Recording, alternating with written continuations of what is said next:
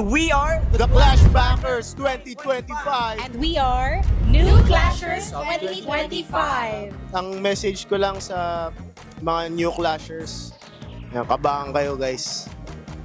Kasi pinaghandaan namin kayo. Mga fresh kami. Fresh na fresh talaga. Fresh minds. Fresh voice. Humanda kayo, Clashbackers. Bigyan nyo na sa amin to ba? Bigyan nyo na sa mga ate at kuya nyo.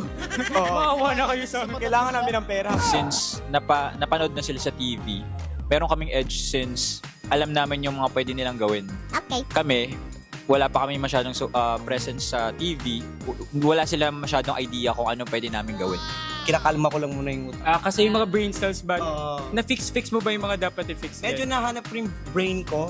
That's good. Medyo Clashbackers, galingan po nating lahat. Alam ko naman na magagaling na kayo, pero sisiguraduhin namin hindi kami magpapatalo. Matakot kayo sa amin. Sa amin na to. Oh, kanya, hinihingi niya. Ako mag-claim na ako. Sa amin na. ay mga kapuso, abangan niyo po kami. Dito lang sa Family Feud.